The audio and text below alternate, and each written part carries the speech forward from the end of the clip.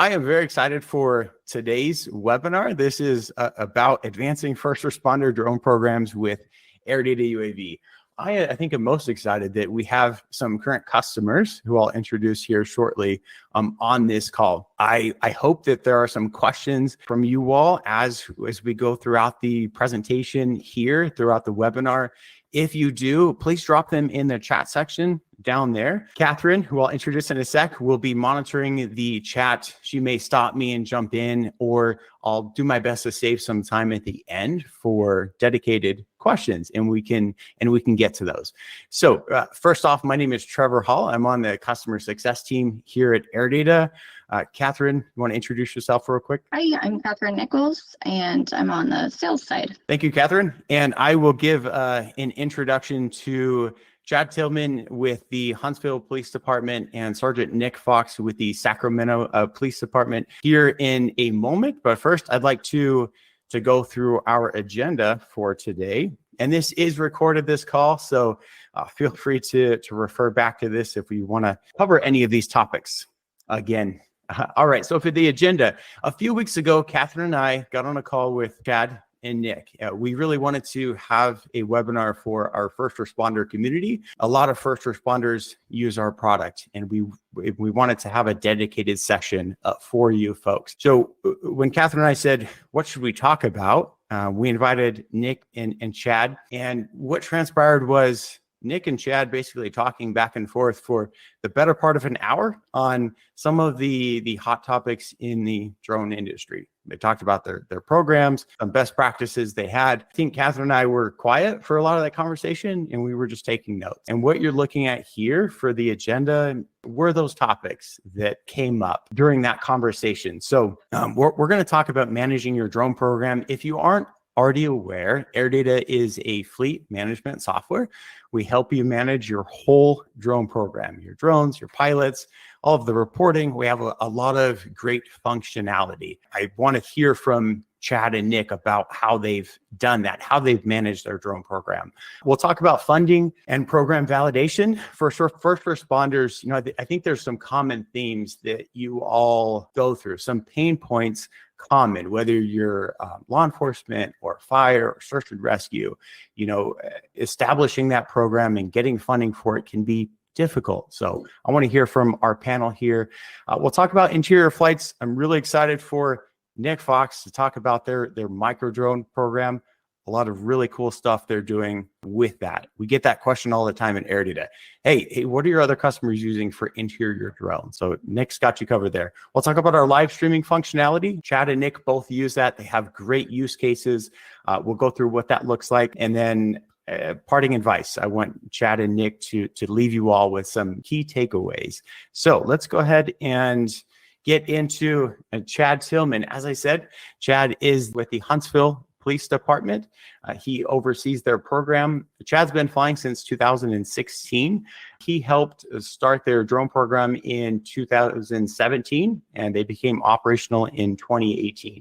They started with 7 aircraft, and they're now up to 32 patrol-based drones and 4 drones that they use for indoor operations. They've been with us at AirData since 2018. So Chad, very experienced. Thank you so much for being on the webinar here today. And I'll start throwing questions your way in just a moment. But first, I'd like to give a brief intro to Nic Fox. Nic Fox has also been flying for a long time.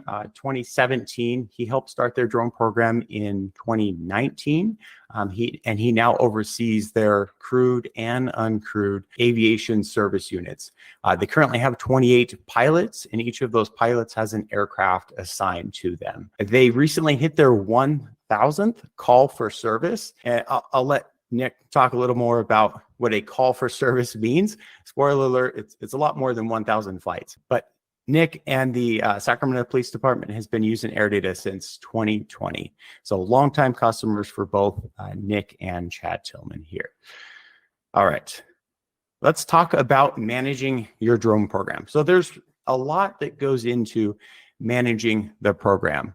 You know, whether you're first starting out and you have no idea what you should be focusing on, or maybe you've had the program for 4 years and you have a few pilots, a few drones, the pain points that you experience at those different stages, they develop. And Chad and Nic have really been through those pain points from inception to now in the mature state that their drone programs are in. So maybe Chad, I'll start with you. What were some of the initial challenges that you faced, that Huntsville faced when starting the drone program, and how did you guys overcome them? Well, I guess one of the things that we decided we were going to do it a little bit differently. And instead of going out and buying a drone or drones and building a program around it, we decided to start with what are the missions that we are going to try and effectively cover with UAS. And then as we decided the missions, the core missions that we wanted to use, we then started to develop SOPs around those missions. And it took us about a year to pull this all together before we got to the point where we felt like we were ready to start buying aircraft to fill those mission needs. And I look back on it, it was painfully slow, but I do think we made the right choice because we have had very few pitfalls that have beset us because of, this aircraft doesn't meet the mission needs, or, we have put an aircraft in a mission requirement that it's not suited for. And so it's been a long haul, but I do feel that people, as you're putting a program together, look very closely first at what you want to do, what you need to do, and the tools that you're going to use to support those missions. And, AirData falls into that group of tools. Then look at the aircraft that then fit your mission and your department needs first. That's interesting. We oftentimes, some departments going the other way. They purchase a few drones, not necessarily knowing the use for those drones yet. They just know that maybe a neighboring police or fire department has a drone program. So they think the first step is, let's go out and buy a few drones. So it seems like quite a methodical approach that you guys took. Nic, maybe I can ask you, what was your guys' approach in the beginning? And I guess, did you guys go the same way as Huntsville or not? So ours was a little different. We have a crewed aviation unit, so the need for aerial support wasn't as dire as other agencies might be. But what really did it for us was we had a series of unfortunate events where we analyzed how we were going about it tactically and what we could change that could have potentially changed the outcome of the situation. And I think that's what really drove our program forward, is we saw a need of how we can supplement our crewed aviation side and how we could work in combination with them. And that really is what pushed our UAS unit forward. And we were fortunate that we had a member of our department that was big into the FPV world. And he was also a canine handler. So he said, hey, I know how to take these pieces of equipment and utilize them in a tactical fashion, similar to a canine deployment, to provide us an advantage without putting person-to-person contact. And so between his knowledge and the events that happened and that change in not only our culture in the organization, but in our community, really provide us the opportunity to expand our UAS platform and show how it can supplement and provide us additional options in responding. So we were actually started from a tactical side, showed the worth of that, and then grew it out to a patrol-based one. Yep. We had a chief at the time that saw the worth in it, and his goal was to get a UAS on every patrol team. So we have 37 patrol teams in the city. So his goal was to build it out fairly quickly to get one of those on every team. So it was a pretty lofty goal, and we got very close. Never really fully achieved that, but got pretty close. Interesting. And it sounds like, with that rapid expansion, I have to imagine, there were some challenges when it came to, training the pilots, right? So these drone pilots, maybe they hadn't completed flights before. What did that look like for you guys? So we were fortunate that our neighboring sheriff's office had kind of started down the path, and they had a lot of knowledge that they shared with us on how they were running their program. We developed a 40-hour course for all of our pilots. So that's a California Post certified course now. And between that and getting their Part 107, we were able to get our pilots Part 107 trained and get them mission ready in about 4 weeks. And that was really what provided us that rapid expansion. Now, the issue that we have as an organization, though, is we have a very young patrol staff. So a lot of our pilots are guys and gals that have maybe 2 years on. So they're still learning to be officers at the same time that they're learning to be pilots and apply those skills together. And then our go-getting officers generally leave operations and go on to other units. And then we lose them from the UAS team because we're trying to keep those UAS as a patrol resource. And as soon as they leave as an operations resource, we have to start the process all over again. So we are a very, we have a lot of turnover in the unit, and that's not necessarily bad, but it does keep us in that learning loop quite frequently. Interesting. Okay. You know, Go ahead. it's interesting. You know, I think we're Nic and well, Sacramento and HPD are similar in that we are patrol based. And I would have to say that as I go back and look at it, patrol based, if you're going to do it, patrol based is probably the best, most effective way, but with those caveats. You have a high level of turnover, but and like Nic says, it's not necessarily a bad thing, because what we've done now is, and we have the same issue. Most of our pilots are, you know, a year to 2 years on. I've got a couple of old timers, you know, that have been 10 years on the force. But what we've started doing now, and hopefully this year will be the first year that we'll be able to actually get it consistently, is we're putting a visual observer course in our academy. So as the officers are coming out of the academy, they already understand how we are using UAS at the patrol level and within their units, and what a resource it is. And then as time goes, we've asked our pilots to commit to a 2-year stint at a minimum on the drone team. And we've had a few that have moved to other areas. And, you know, every 6 months we, you know, have openings. We open it up for 4 more pilots. So I've got 7 or 8 pilots right now on the force that, you know, do not have aircraft, but they are keeping their certifications up. And, you know, occasionally we'll call them out to fly and everything. But like Nic says, it is a very dynamic thing, but use that to your advantage, because the more knowledge you have about what you can do with UAS, the more people will use it. To what Chad said is that we did the same thing when we started our program, is that we do a yearly continued professional training, and we created a observer course, visual observer course. So everyone in the organization went through that course. And then now as all of our new academy graduates come through, they all go through it. So everyone's on the same page of what the capabilities are, and what the logic is behind it. The other thing that I attribute to some of our successful pilots is that we integrated and brought our crewed aviation guys into our training. So we utilize them as trainers for our UAS operators, so they can expand on that. Hey, how do we search? How do we use IR or FLIR at night to find suspects? Taking that immense amount of knowledge that they have and putting it onto our new pilots. Got it. Cool. Very good insight. I see. I think I could just let you two go back and forth throughout this whole webinar here. That's excellent. I think like if you're giving advice for, you know, somebody just starting out with you know, managing their program, maybe they purchased a couple drones, maybe they haven't. What are a couple of key considerations that you would recommend, you know, that them maybe focusing on first? Chad, if I can start with you. Well, you don't need to start with your public, but your public needs to be one of the first approaches that you take. You know, if you're a fire department, the public loves your drones. They're great. If you're a police department, you're Saint and Spawn. That's just the way it is. And the public, you've got to help your public develop a trust. The fact that what you are using the UAS for is to make their streets, their communities, their neighborhoods safer. And you're doing it while at the same time, potentially we're losing officers.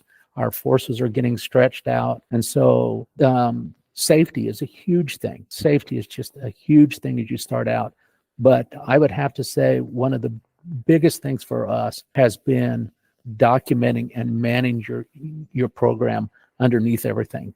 You know, how do I know when those pilots are flying, how they're flying, what they're flying? How do I manage my fleet? How do I keep control of those records? How can I, when I need to, show the legal entities where we have flown, what we have flown for? How do we manage the warrants that we have flown under? How do we work with multiple agencies? So that infrastructure, that is the glue that holds your program together. If you're out there just, you know, flying, oh, we got a mission today, we're going to fly this, it's not going to work. And in the end, that documentation, if you're doing it right and tracking everything, that documentation is what you take back to your chief, to your city council, and you're able to say, look at the good that we have been able to do. And here it is. It is a verifiable document. This is the good we're doing. And that's how you get your next set of drones. Very cool. Chad, I'm excited to dive into some of that documenting. We have some examples of how Chad does that, and we'll show that in a few slides here. The public transparency piece is huge, and that's the next topic we're going to discuss. But first, Nic, I wanted to see if you had anything to add, maybe a recommendation for a new program. No, Chad said it best, like starting out and understanding what your goals are, and then creating the systems in place to track the successes of those and the legalities behind it. I mean, for our agency, we've flown over 100 flights in the last 3 days, and having the systems in place to track why and how and where, and obviously not necessarily just plugging for you guys, but your platform allows us to do that in a way that makes us successful. And that's a huge part of our success, is being able to manage our system through you guys. And that's huge. Being able to go to your managers and say, here's how much we've flown. Here's where it saved us in call outs. Here's where it saved us in uses of force. Those types of things are what's going to help grow your program, but it's also going to show the public that this is how this works. And this is why it's important for us to have this type of technology. I know there's, like you said, there's people from California on this webinar, so they understand the angst of AB 481, which calls all of our drones military equipment, and has really impacted how we can use it and how we purchase. This helps with that when you have to go make those presentations to council and ask for additional purchases. Having those systems done on the forefront really makes the program grow successfully, and you're not backtracking what you've already done. Got it. Excellent. Thank you for sharing, Nic. And Chad, the advice you had, starting with the community, starting with the public, this is a good segue into this topic. And Nic, you were just talking about this as well. What you all are looking at here is Sacramento PD's public portal. It's what we call it. Essentially, these are flights conducted by Sacramento PD, and this is a public webpage. So you can actually scan that QR code there at the bottom right and view this page. Sacramento PD has this. I don't know where you guys post this link, but anybody can view these flights, and this is, in an effort to be more transparent with the community. Hey, we're using drones for good, and I know it's kind of hard to see, but down here, when you select an actual flight, you have some basic information. What type of flight was this? Where was this flight conducted? So, Nic, curious, how has this been for your team, having this public portal? Has this aided in that transparency? I think it has. So really, the transparency portal for us came when we were getting a lot of PRA requests, and there were some requests related to some First Amendment activity where claims were made that we were utilizing drones in a questionable way. The fact was that we weren't utilizing them in that at all during those demonstrations, but other people were. So we were getting those PRA requests to see where all of our flight logs were. And we said, you know what, let's just put it all up. Let's open it up for everyone to see what we're doing, how we're utilizing it. So that's what we did. And what our pilots do is at the end of every flight, they do a post-flight, and they enter in that information that's at the bottom of that screenshot there where the flight is, and it directly correlates with our CAD calls. So it's the call number. We do the block of where it's happening at, so in case it's like a domestic violence or something of some sensitive nature, it doesn't pinpoint an exact house, but it gives the block that we're operating on and kind of what the call for service was. And that call for service description matches directly to our CAD. So everything is consistent across the board. And then if there's additional information that needs to be gathered, they can go about it through the Public Information Act request, but it limits the amount of time we're pulling information, and it opens it up to the public to see that, hey, we're flying for these reasons and these types of calls. And you can go through all the calls that are there and see they're all high risk, or calls that are important to the community, missing people, some type of life-saving mission that is really providing a force multiplier, like Chad said, in a time where our officers are either spread extremely thin, or we just don't have enough staffing to handle the amount of calls that are coming in. So this provides that force multiplication. Cool. I think I've heard from a few of our agencies that have these public portals with us that they wanted to create them for that exact purpose. They were getting a lot of PRAs, and they thought, let's just put all the flights there. So it saves us time really as a department. Chad, I don't believe Huntsville currently has a portal like this that we're looking at, but what's been your experience dealing with the public and being transparent with the public? Correct. We do not have a portal as such yet. We are looking at this as we start to move more into a rapid response DFR type layer here in the next year or two. But the thing that we have found is each of our officers, in our training sessions, we have training on, working with the public, talking to the public about, we want them to be out there showing them, this is how we go out. We go to every public event we can, bring the drones out, show everybody the drones and show them what we do. And then we talk to them about, these are standard practices. No, we don't look in your backyard. No, we don't do this.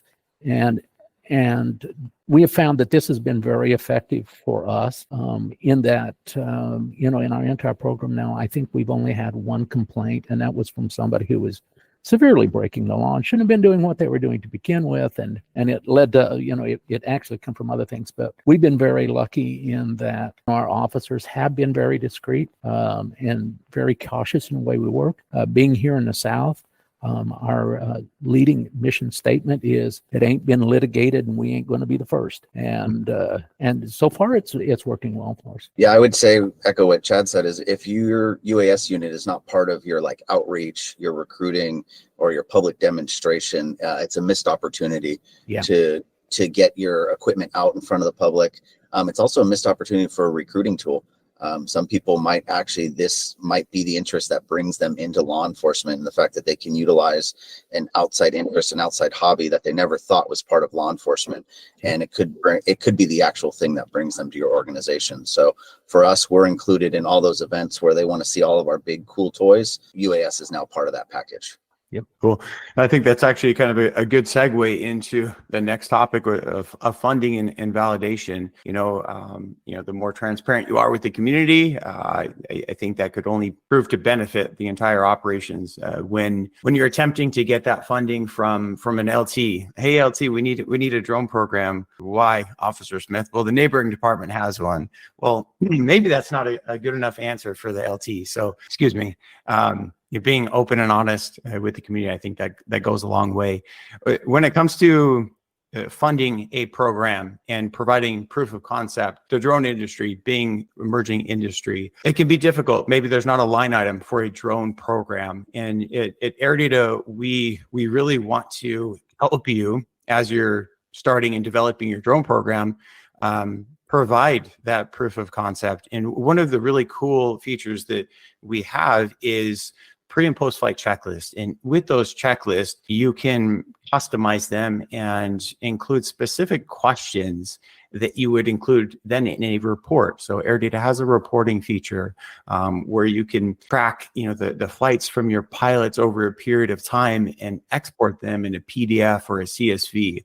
And I want to highlight a really cool way that Chad is using those checklist answers with our reports and what he's doing with those reports to help with that validation and showing, hey, this is what our program is up to. We're not just going out and flying drones for fun. We're making an impact and we're increasing safety, saving money. So, Chad, if I can ask you maybe just to talk a little bit about what we're seeing. I know it's a smaller table, but can you walk us through this? Yeah. What we have done is and I know that Trevor hates us every time we call, but what we have done is we have converted the post-flight checklist into what we're calling a post-mission narrative. And so the pilot that is in charge of that mission will, after the fact, will write this report. He will fill out all of the requirements in the post-flight, as well as we have a lot of restricted airspace where we're at. So they also take care of making sure that our waivers are covered, that we make the calls, that we do everything we're supposed to do there. But then also they go through and they will answer this post-flight. And the post-flight, we're using it to draw metrics from how the UAS team actually functions and interacts with the rest of our police department. And so we've broken it down into general categories that fit the types of calls that we are running. And then on a monthly basis, these calls, as you can see them, the mission results, we will go down and we'll pull these mission results down and go through, and that gives me a very quick view into how we have performed in the last month or how we performed in the last quarter. And AirData has made it extremely easy for us to do, pull this data, dump it into Excel, and I seriously can generate a full report now in under about 2 hours after we massage it and fix some of the little things in it. Go to the next one, I guess, the next chart there. And this is a way where I can now go in and, for the chief, these are the types of missions. This is how we are breaking down. This is the type of things that are going on. And we also feed this back into our real-time crime center and push this data back to them. They, in turn, push crime data to us, which helps us look at, well, where do we need to put more pilots? What day of the week? What time of the day? We use all of this data to try and preposition to get closer to that real-time support of, the officer on the street. And then the next one, we look at, who we are supporting, the different type of flights we do. So this is a very similar chart. Go on. Flights for pilot, this we use in training to humiliate or to give hard time to some pilots. But it also it helps us with metrics. We know, okay, where are we flying the most at? Where do we need to put more pilots? This has helped us. For example, we have pilots that are over 3 precincts, 3 shifts, and we are starting to see that we're seeing an uptick in activity on second shift west. And so my last group of pilots that we pulled, we specifically look for officers that were on second shift west that we could pull in and train as operators to try and fill out some of these blanks. That was actually it, Chad. I didn't That's it? include Okay. Yeah. Okay, cool. We take this, and when we're done with this, we generate bar charts from it where I can tell, all right, this is what we were doing in 2022. This is what we're doing in 2023. And all of this I can take back to the chief and say, Chief, this is why I need to buy more aircraft, or this is how I need to expend funds. And it gives us, this isn't just a pie in the sky wishing, we're able to walk in and give him hard data points on this is how our program is doing. Absolutely. Yes. Chad provided me with a presentation that was 3 times the slides that we just looked at. For the sake of time, I didn't include them all, but thank you, Chad. And I wanted to put this here because, as I mentioned, we have that reporting functionality where you can run a report on how many flights each pilot is completing, where those flights are taking place. And a question that we get at AirData oftentimes is, okay, AirData, this is cool that you can run this report, but what do I do with it? Do I just leave it on my AirData account? Do I download it? And I wanted to highlight the benefits of running a report like that and the type of information that can be extracted and then put into Excel and pie charts, bar charts to really help with either the funding or the validation. This is a really cool thing that Chad and his team is doing, and I hope this gives some inspiration to the folks here on this call. I think for the sake of time, Nic, I'm gonna skip you for this topic if you don't mind. We're gonna jump into the interior flights, which is you. So this is Nic. I'm really excited for Nic to talk about their micro drone program. And on this slide here, we have some cool numbers to look at. So Nic, I think I'll let you take it away. Tell everybody about this. Sure. So a little bit about our micro flight program. Like I said before, it was designed by one of our prior canine handlers. He's since promoted. And so what we've done is we've built out what we call our micro kits. And a micro kit consists of 3 aircraft. And we are using the iFlight A85 and the iFlight A75. Those are the 2 aircraft we use in our kits. And The reason we like them is they are off the shelf integratable with the DJI goggles. So they have the great transmission systems, and then we integrate that with the standard flight radios, and we put a little LED strip on them, and pretty much they are ready to go out of the box. The nice part is it's about $350. So when one gets crushed by a SWAT guy, or we fly it into a bucket of water, which has happened before as well, we're not out a ton of money. And they are small. I mean, they're no bit larger than the size of a softball. So we know that if we penetrate a window with a 40mm round on a SWAT call out, that we can fly that UAS in there, and we're not bringing and exposing our operators to some form of danger or gunfire. And we can really have a tactical advantage. The way this started for us is we were on a SWAT call out. We had a individual that was wanted for a plethora of crimes. We had good communication with him, and then he went dark. Under our current procedures at the time, the next step was to gas the house. We happened to have the micros with us. We integrated a flight into the house.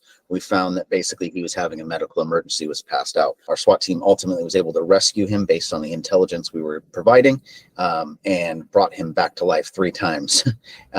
Had that continued in our normal path of travel at the time, we would have gassed the house. He ultimately more than likely would have died, and it would have went from us saving somebody to Sac PD kills somebody with gas. And that would have really changed the whole outcome of how we operate tactically. So that started in 2020 is when we started training our micro pilots. We started with just 2 of us. We've since grown that over the last couple of years to now there's 8. So there's 8 micro pilots. So that's a subsection of our UAS team. So really what we do is we bring people in as standard patrol pilots. And once they're proficient in that skill, then we start building them up to the micro side of things. So at any given time, there's at least 1 micro pilot on call. There's generally a couple out in the field, but should it be an off hour and no one's available, we can actually call them in. They get a take home car and all those nice perks that come with being on call. And they are an integrated part of our SWAT team. There'll always be one with them when they deploy. So the numbers you're looking at are kind of our deployments over the last few years. So we really started ramping the program up in 2020. So 2021 was our first full year of stats. So we deployed our micro drones 88 times. I should say 88 calls for service, not necessarily 88 times, but 88 calls for service. There could be multiple flights on one call for service. And we had 80 call outs. So it was really only used 8 times outside, or potentially 8 times outside of patrol. And we had 10 uses of force. Now you go into 2022, we start seeing those numbers drop significantly, right? We see almost half our call outs, because what we're able to do is we ramped up our numbers of micro pilots, and now you see a decrease in the call outs because we were able to introduce those micros into situations that helped us determine whether or not a call out was actually needed. And it drastically reduced our uses of force, because now we're able to provide intelligence that we weren't able to provide before. We didn't have people entering houses and having to maybe deploy less lethal munitions, because we were able to go, yes, we do see him in there. And it's been an interesting trend lately that we've seen in this year alone. We've actually seen that as soon as we introduce a micro into a house where someone may be being stubborn and not coming out, even we could have flashbanged the house. We are doing loud hails outside. As soon as the micro enters the house, suddenly they decide, okay, the gig's up, I'm going to surrender. We just had that happen over this last weekend. And it's an interesting psychological effect that we've seen by putting that piece of equipment into a home, and that creates a surrender out of it. And as you can see in 2023, while our drone use is less, it's because our call outs are less and we're utilizing it less on the call outs. So those numbers drop down because we've not had as many call outs. So while you see a decrease all the way across the board, I attribute that to the fact that because we're deploying them sooner, we're not getting as many call outs, and now we're saving money on that call out. For us as an organization, a call out is about a $10,000 hit on the budget just from the minute that page goes out. So there's a huge cost savings when you go from 2021 down to 2023, where we've almost 60 less call outs. So that's about a $600,000 savings just in overtime and equipment costs alone. So there's a cost savings in that as well. Sorry, the other thing I want to talk about with the micros too, and the reason why it's really important when it comes to the AirData platform, is our ability to actually stream that video across the platform. We're able to integrate it into the DJI products, which allows us then to do the screen sharing and provide that intelligence out to our commanders, and that allows them to make the in the moment tactical decisions based on the information they're seeing. Thank you, Nic. I appreciate the summary there. You guys have quite the mature micro drone program. I've been excited here, and you tell me more about it over the last couple of years. And again, we often get the question, hey, AirData, what are other police departments using for interior drones? So I love that we have this platform right here for you to share your experience. I think there's a ton of wisdom that can be gleaned. And I mean, ultimately, you're improving officer safety, you're decreasing costs. I mean, this is really exceptional, what you guys have done with the micro drone program. Lastly, you mentioned that about the live streaming, the ability to live stream that micro drone footage with our streaming. And that's something that we'll transition into here. That's I would say a highlight of our live streaming functionality. So the ability to perform a screen capture on whatever device that you have and have people view that anywhere in a patrol car, in a command center, have eyes into that situation. That flexibility, I feel, sets us apart with our live streaming functionality. For those of you who didn't know, we do have live streaming at AirData. We perform that screen capture. So if you're using a typical controller with a built-in display, you can broadcast that footage, or like Nic said, you can hook it up to goggles, perform a screen share that way if you're using a phone or a tablet. I think on this next slide here, there's some highlights about our live streaming. And maybe if I can pull Chad back into the conversation and talk a little bit about what Huntsville's doing with our live streaming functionality. I know that Chad, you and your team use it heavily. So I'd like to hear, specifically, how has it helped your communication, with the pilots there out completing the flights with people back in maybe a command center? We started using live streaming early on, and it was immediately apparent what a game changer it was to be able to get that live feed from the aircraft in the air back to the command center for the decision-making process. But what we found now, ours is set up now so that all of our supervisors, sergeants, lieutenants, captains, whatnot, all have access to AirData, even though they don't fly. Because if anything's going on, all they have to do is pull up their phone, log into the system, and they can see what's going on and support the decision-making process wherever they're at. In our fusion center, or our command center, we use a product called Fusus as an integrator that integrates all of our tools together. And AirData has now become a very integral part of that, in that we're bringing, the AirData feeds right in beside that. Our analysts, both our civilian and sworn analysts, are able to use that video to help make command decisions and pass them down.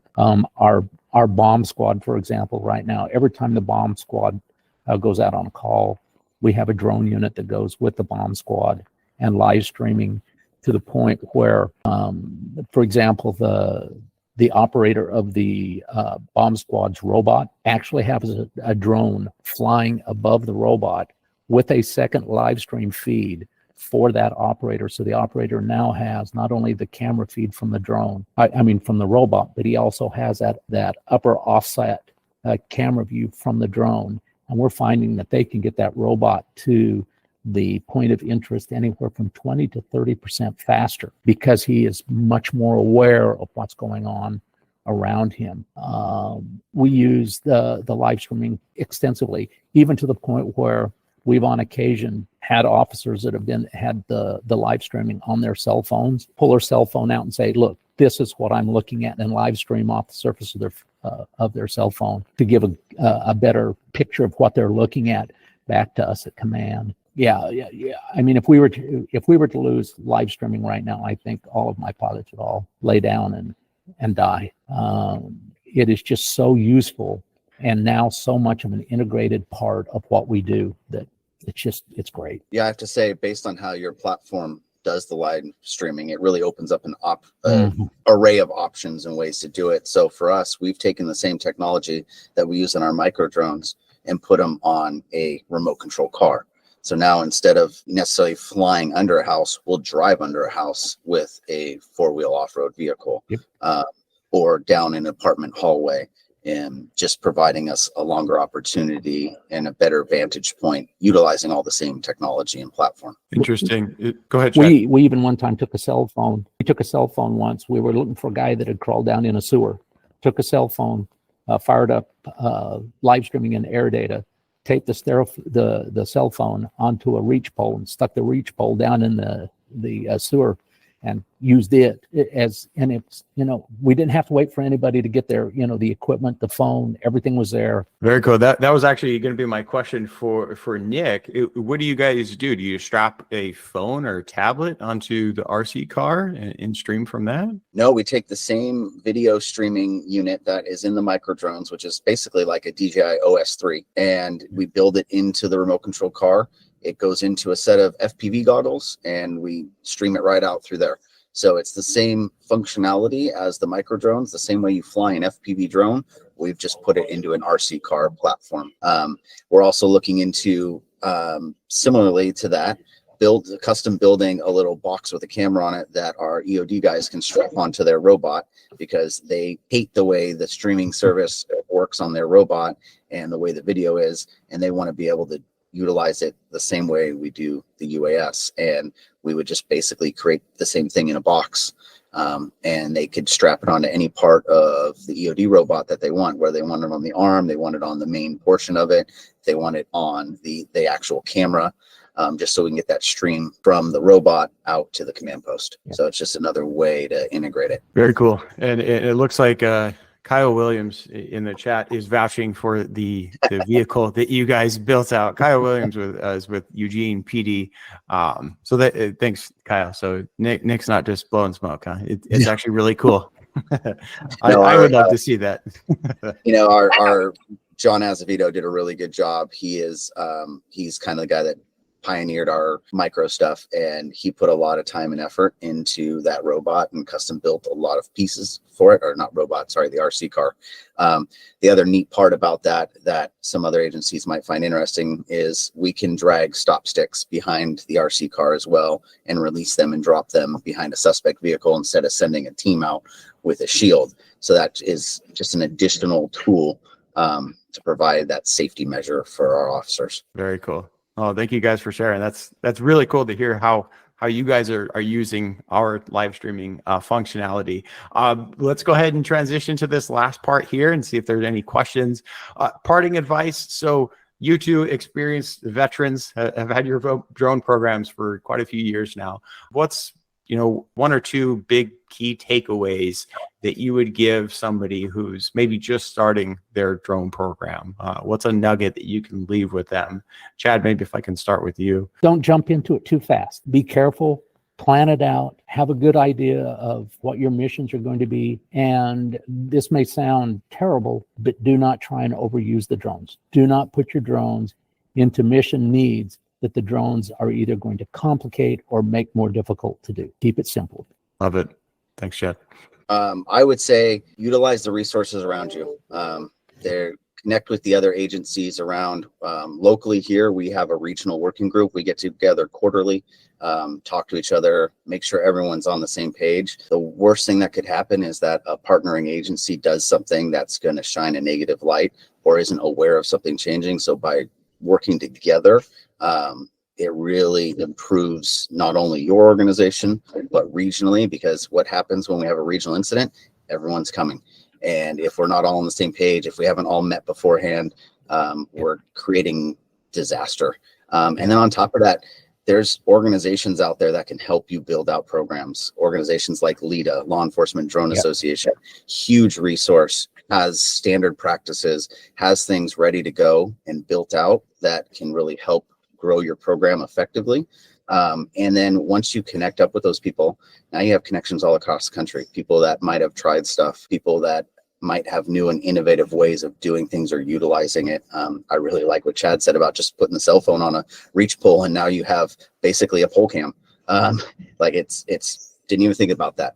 So just stuff like that really helps each other out and build the program forward. Thank you. I appreciate that from both of you. And there was a question there from Keith. Keith, you want the contact info for Chad and Nic right here? Here's their email addresses. They've been gracious enough to share them with everybody here.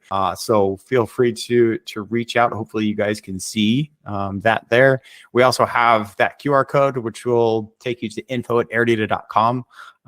Feel free to reach out to us if you want to learn more how the AirData platform can help your operations. We really have a lot of functionality. We talked just briefly about some of it today, so we would love to dive in deeper. Check us out at airdata.com. But I again, thank you so much, Chad and Nic, for joining this call, sharing your wisdom with everybody. Thank you. And if there are any questions, Catherine, I've kind of been looking at the chat, but was there something that we should address? Or please, if anybody else has anything they want to ask, now is the time. That's a great time to open up and see if there's any questions that anyone wants to address right away. Not really. I just put my correct email address in the chat box. Shoot. Sorry, Chad. No problem. I threw mine in there too, as just so people can cut and paste it as needed. Mark did ask a question about older AirData webinars, which we don't have, but I think it's a great opportunity to talk a little bit about airtime with AirData. Sure, that is a good opportunity. Yeah. So as far as the webinars go, this is kind of like our first kickoff for webinars where we're hosting it. So older ones, not yet, but in the future, stay tuned. What Catherine was referring to is Airtime with AirData. That's an initiative we started a couple months ago where we pick a session, we pick a topic for a session, and we have calls every other week. We open it up to our enterprise customers to jump on. Typically, I'll go through whatever that topic is for the first few minutes of the call and then open it up to the crowd. We love to hear how our customers are using the product. So for that particular feature, how does that benefit your program? We know that you all have information that should be passed along to one another. So Airtime with AirData, we'd love to have you guys join. And while we're seeing if there are any more questions, I'll drop a link to Airtime with AirData in the chat as well. And also, Trevor, if anybody would like, I'm more than happy to share that post-flight mission checklist that we use. Yes, Chad has spent a long time creating this post-flight checklist. I have had quite a few emails from Chad introducing me to another customer or potential customer saying, "Hey, Trevor, can you copy my post-flight checklist to their AirData account?" They don't want to have to go through the pain points that I went through trying to figure out what's important. So we're happy to do that for any of our current customers. We could do that. Any other questions from the crowd? I think that We'll wraps it also up. okay. We'll also be sure to send this recording out. So since you all registered, we'll be sending an email out with this recording. You can review it. But again, thank you all for taking the time and have a great rest of your day. Thank you. Thanks, Chad. Thanks, Nic. Great problem. stuff, guys. All right.